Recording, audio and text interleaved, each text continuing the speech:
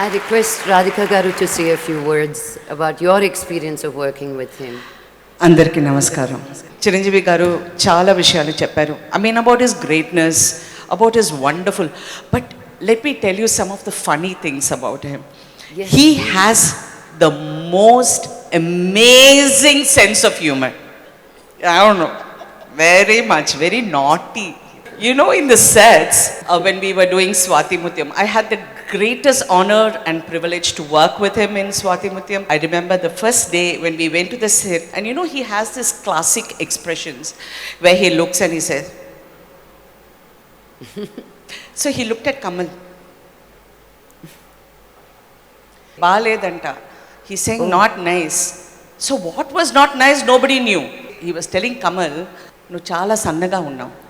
So he bought a box of sweets from Rajamandri. We were shooting in Rajamandri. And I remember he said, Tinu.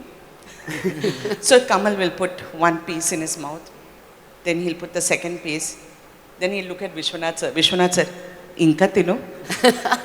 Like this, he used to have a whole box of sweets. So Mr. Kamal Haasan would eat all that till he put on weight, and then he started shooting the important scenes with him.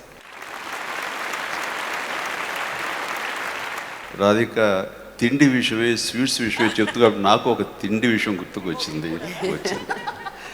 నేను స్వయం కృషి cinema చేస్తున్నప్పుడు ఒక టెంపుల్లో work చేస్తూ వచ్చాను.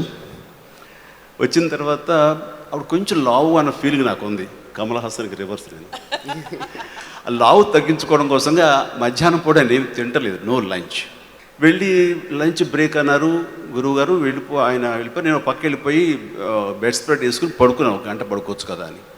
ఏంటి చిరంజీవి రాడేంటి, తను తింటలేదండి అని. అదేమిటిది తిండి తినకుండా వర్క్ చేయడమా, నేను ఎలా చేయించుకుంటాను, ఆకలితో ఉన్నవాడితో, తనకి అలవాటేనండి. నో భలేవాడే అంటూ ఇప్పుడు నిద్ర లేపకండి అంటూ పెరుగను ఆయన చేతితో స్వయంగా కలిపి చక్కగా అది పెట్టి, ఇది నేను తినండి మనం ఇచ్చినట్టు, నేను పెట్టాను, నేను కలిపి నేను చెప్పండి, దాంట్లో పెరుగనం కాదు, నా ప్రేమను కలబోసే నేను చెప్పండి, ఎందుకు తిండో చూస్తాను అన్నారు. నా తండ్రి నాకు కల్పించినట్టుగా అనిపించింది. సాక్షాత్తు ఆ గుళ్ళో శివుడు ఎందుకన్నా పస్తులు ఉంటావు తిన్నానా అని ఈయన ద్వారా అనిపించింది. It was so emotional. అది ఒక ప్రసాదంలో తిన్నాను తప్ప ఒక పెరుగనంలో నేను తినలేదు. ఆ విధంగా నాకు ఎప్పుడు ఒక తండ్రి లాంటి ఫీలింగు. ఇది ఒక సన్మానం కాదు, ఆత్మీయులతో మా ఆత్మీయ ప్రేమని మీకు తెలియజెప్పుకునే అవకాశం ఇది. ఆయన ఇంతకంటే గొప్ప గొప్ప సన్మానాలు అనుభవించారు, ఎన్నెన్నో చూశారు.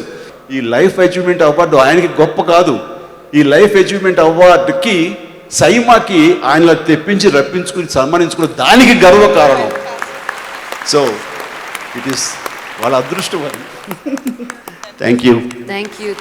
Thank you so much.